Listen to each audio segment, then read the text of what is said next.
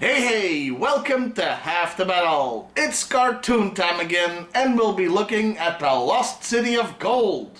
Children of the sun, see your time has just begun. No, that's the Mysterious Cities of Gold, a good cartoon series. And we're not lucky enough to be looking at a good cartoon today, as we'll be talking about a G.I.Joe episode from the DiC series.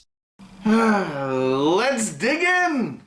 We start with a cold open of Grunt flying over Peru looking for Cobra activity. Because you want the guy called Grunt whose whole deal is being a basic infantry guy doing air recon.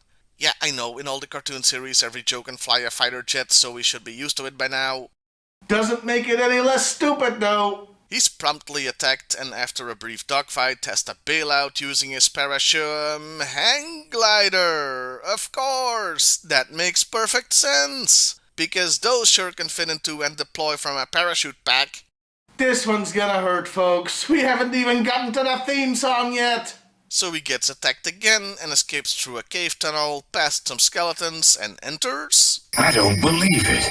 This entire place is made out of gold. Well, the lost city has been found. Short episode, thank God. Yeah, like I'd be that lucky. No, we're finally at the theme song. He radios for help, so the Joes head out. There's $10 million worth of gold in this disco. If I were the mayor of this town, I'd be the richest man in the whole world. But I would not touch that disc if I were you. I have notes. 1. 10 million would be about 160 kilos or 350 pounds of gold. Now, that sounds like a lot, but gold is very heavy, so it would be smaller than that huge disc. 2. A mayor runs a town but doesn't own it. 3. He just pulled that huge gun out of his ass. Commander Fernando Luis Jorge Pizarro, at your service. And he meets a 16th century conquistador. I'd be lying if I said I was totally surprised. Many sharks are jumped in the G.I.Joe cartoon, this one barely registers. He explains he's a ghost, which Grunt accepts a little too easy for my liking, at least make him walk through a wall or something, and tells the tale of finding the lost city, but they awakened an Inca god, as you do, who sealed them in the tunnel. So without food or water, they died. Which, okay, kinda dark considering that the cartoon was aimed at younger kids, but hey, he's a happy ghost, so it's okay, I guess. The gold belongs to whomever is man or ghost enough to take it. What does a ghost need with gold? Meanwhile, Cobra is looking for Grunt, but they were also already searching for the lost city, explaining why the episode started. Cobra Commander got a map from somewhere, I guess. They find the cave tunnel, which makes me wonder how the city stayed lost for so many centuries, and enter. Only to be met by Grunt and Carlos the unfriendly ghost. And that's why there are battle android troopers in this, so we can have a body count without human bodies. Well, except those guys, I guess. So to counter the attack, the ghost possesses the body of Overkill. Madre de Dios, it actually works.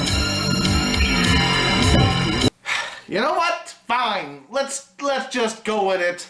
Also, if I had a nickel for every time Cobra fought ghosts, well, I'd have 2, but it's still weird it's happened twice. Once again, Commander Fernando Luis Jorge Pizarro is alive. So Juani 5 is alive. And his dead buddies also come back and possess the other bats, and I feel like I've had some bad shrooms at this point. Cobra Commander arrives and is confronted by the ghosts in the shells. And take off that stupid helmet, it looks ridiculous. You're one to talk, dude. So, they get ready for a fight then. Why is Cobra Commander holding an Annihilator gun? That version of him didn't come with one. Then again, if he was toy accurate, he'd have a huge hernia-inducing backpack, so I shouldn't complain. So, the battle is joined, and the Joes arrive to later join in the fun. Cobra seems to have won, but the conquistadors use their ghost powers to put themselves back together again. Looks like Cobra doesn't stand a ghost of a chance. Wait! They're reassembling themselves! So, just keep firing at them until there's nothing left to reassemble. Then again, expecting military strategy from Cobra Commander, especially in the DiC series, is like wanting Sergeant Bilko to act like General Patton. Let's get out of here! At least he's an expert in retreating. Years of experience will do that. In lieu of a Cobra target, the ghosts attack the incoming Joes and promptly defeat them to the chagrin of Grunt. Hate to say it, old buddy, but those last soldiers were the good guys. Well. Cobra Commander comes up with a new plan: surrendering. He offers an alliance between Cobra and the ghosts in the machines, again to the chagrin of Grunt. If this shocks you, remember conquistadors were not nice people. Grunt contacts the captured Joes because they still have their radios, because of course they do, and tells them he's gonna have to pretend to switch sides to stop this deadly alliance. Cobra Commander is skeptical for once, so to prove his loyalty, Grunt has to shoot his friends. That's what I would say if I were talking about the comic, but this is the cartoon, so something else happens. He has to shoot a deep hole in the ground and then shove the others in so they'll never get out. This is a laser cannon. That is the ground. They use this to blast a deep, deep pit in that. Once you have shoved your ex-friends inside, they'll be trapped. The thing is, that's all dialogue. If you look at what's actually animated without sound, it's clear he's meant to shoot the others, but somebody got cold feet and had Cobra Commander say the whole pit in the ground thing. This is like DiC's gone into a coma moment. Anyway, he blasts a nearby tree that falls very, very slowly, like, real trees don't. Seriously, I have done nothing to this footage. In the confusion, he frees his friends. They make their way back to the cave, and to slow the bad guys down, they blow up the entrance, giving the cartoon an excuse to show off the neon abomination that is the earthquake. So, how are they gonna deal with ghosts? Well, obviously they have sent the wrong team. They should have sent these guys, but instead they get a bigger ghost. Who dares disturb the guardian of the Golden City? How come that guy speaks English? So the bad guys burst in and promptly get their asses handed to them by the Guardian.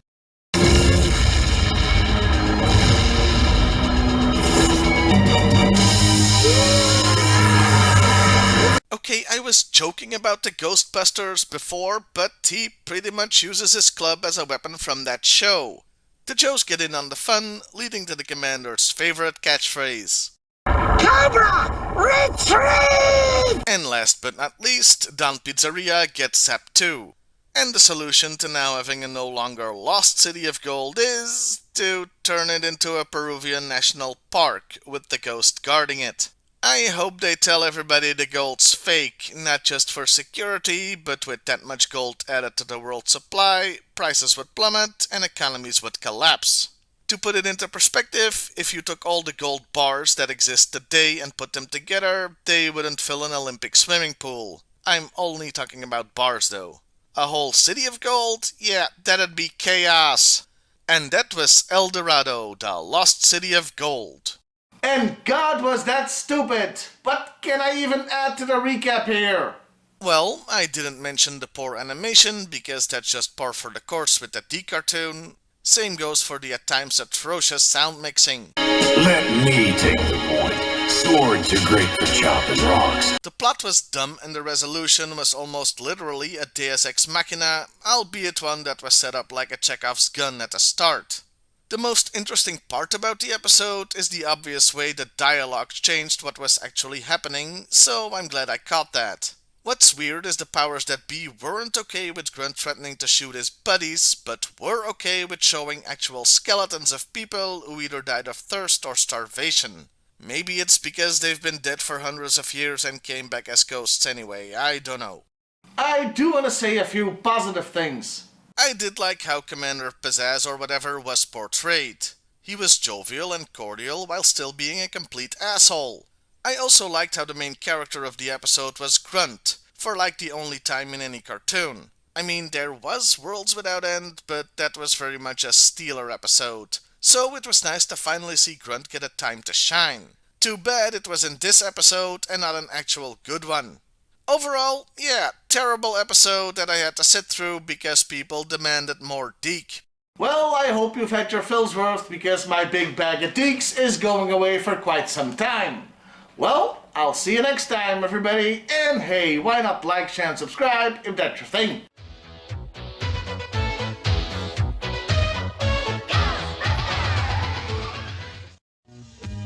Children